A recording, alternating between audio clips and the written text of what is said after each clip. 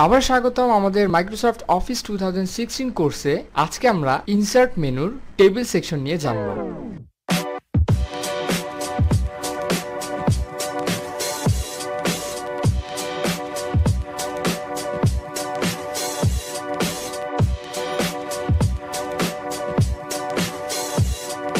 আমরা গত ভিডিওতে কিভাবে টেবিল ক্রিয়েট করা যায় সেটি দেখিয়েছি। আজ আমরা দেখব টেবিল কিভাবে ডিজাইন করা যায়। তো এর জন্য প্রথমে টেবিল অপশন লেফট ক্লিক করে আমরা একটা টেবিল ক্রিয়েট করে নেই, টেবিল ইনসার্ট করে নেই। আমি এইভাবে টেবিল ইনসার্ট করলাম। টেবিল ইনসার্ট করার সাথে সাথে আমরা দেখতে পাচ্ছি উপরে ডিজাইন যে অপশনটি ভিজিবল হয়ে গেছে। এখানে অনেক এই টেবিল স্টাইলস যে আছে না, এখান থেকে আমরা যত দেখতে পাচ্ছি এখানে রোয়েতে ক্লিক করলে আমাদের অসংখ্য ডিজাইন দেখতে পাচ্ছি। এখানে ইন্টারনাল ডিজাইন আছে। তো সবচেয়ে বেশি ভালো হয় আপনি যদি ডিজাইনার না হয়ে থাকেন বা প্রফেশনাল ডিজাইনার না হয়ে থাকেন, তাহলে আপনি সবথেকে ভালো হয়, আপনার জন্য সুবিধা হবে, আপনি এখান থেকে যে কোনো একটি টেবিল সিলেক্ট করে তারপর ওখান থেকে আপনি যদি কালার কাস্টমাইজ করতে চান সেক্ষেত্রে করতে পারবেন। আর যদি আপনি একদম কাস্টমভাবে করতে চান আপনার ইচ্ছা মতো, বা আপনি ডিজাইনার হয়ে থাকেন, তাহলে আপনাকে কাস্টমাইজ করে একদম প্রতিটি রো কালার করে বা আপনার ইচ্ছা মতো কালার নিয়ে কাজ করতে পারেন। তো আমরা এটি পরে দেখাচ্ছি। আপাতত আপনি দেখা যে কীভাবে ইন্টারনাল একটা টেবিল নিয়ে আপনি একটু কাস্টম করবেন। তো আমরা যদি এই টেবিলটি নিয়ে থাকি, তো এখান থেকে আমরা যে কোনো একটি টেবিল নিই। হ্যাঁ, এখান থেকে দেখতে পাচ্ছেন আমরা ইন্টারনাল কালারগুলো পেয়ে যাচ্ছি। এখান থেকে আপনি যদি এইটি কাস্টম করতে চান, আপনি কালারটি চেঞ্জ করতে চান, এখানে দেখতে পাচ্ছেন হেডার রো। আমরা হেডার রোয়ে ক্লিক করলে দেখতে পাচ্ছেন যে কালারটি একটু ডিফারেন্ট হয়ে যাচ্ছে, একটু লক্ষ্য করলে বুঝতে পারবেন। তারপর টোটাল রো করলে যেই কালারগুলো হচ্ছে সেগুলো দেখতে পাবেন। এগুলো আপনি মার্ক আনমার্ক করে দেখবেন যে আপনার কোন ডিজাইনটি পছন্দ হয়।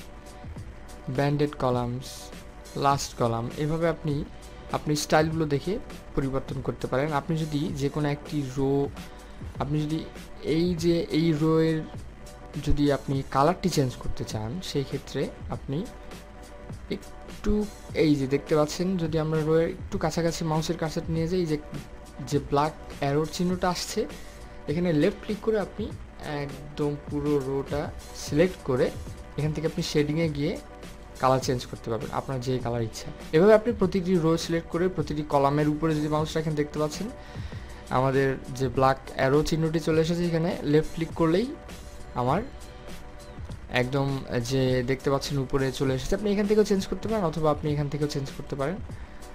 তো এখানে ক্লিক করলে যেই অপশনটি আছে, এগুলো আমরা একদম পুরোটার কাজ আমরা দেখিয়েছি আমাদের শেপসে। তো আপনি অবশ্যই আমাদের শেপসের যেই টিউটোরিয়ালটি আছে ওটা চেক করলে আপনি এই যে পপ আপ উইন্ডো, এই পপ আপ উইন্ডোর কাজটি দেখতে পারবেন। তারপর আপনি এখান থেকে সিলেক্ট করে আপনি শেডিংয়ে গিয়ে আপনি কালার চেঞ্জ করতে পারেন, নো কালার দিতে পারেন, যে কোনো আপনি যেটি ইচ্ছা। বর্ডার স্টাইল, আমরা টেবিল পুরোটি সিলেক্ট করে যদি বর্ডার স্টাইলে ক্লিক করি, এখানে বর্ডারের যে স্টাইলগুলো আছে এগুলো আপনি ইচ্ছা মতো নিয়ে কাজ করতে পারেন। তারপর এখানে কিছু আছে বর্ডার স্টাইল, এগুলো নিয়ে কাজ করতে পারেন। আপনি এইভাবে কাস্টমাইজ করতে পারবেন আপনার ইচ্ছা মতো, আপনার যেই বর্ডার স্টাইলটার প্রয়োজন হবে। এখানে বর্ডার আছে দেখতে পাচ্ছেন, bottom border, top border, left border, right border, no border, all border.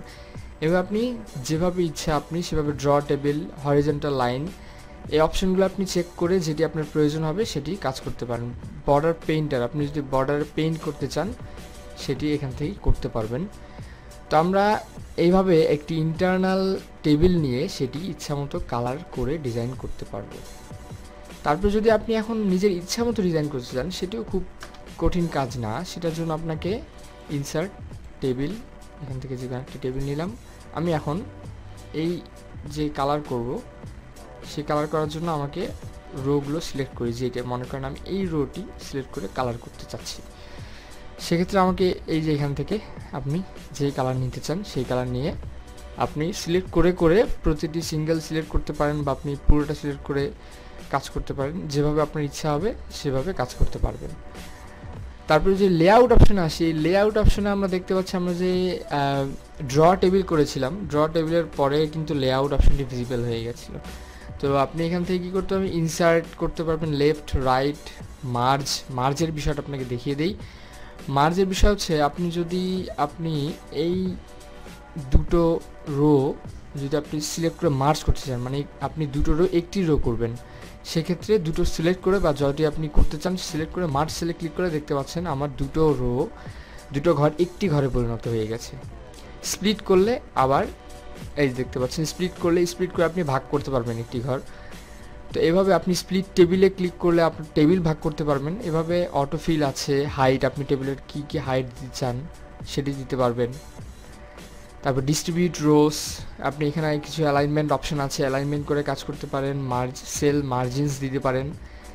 এভাবে আপনি ফর্মুলা ব্যবহার করতে পারেন। তো ফর্মুলার বিষয়টা আমরা ফর্মুলার যে আমরা যে এক্সেলের যে কাজগুলো করব তখন আপনি ফর্মুলার বিষয়টা ক্লিয়ার হয়ে যাবেন।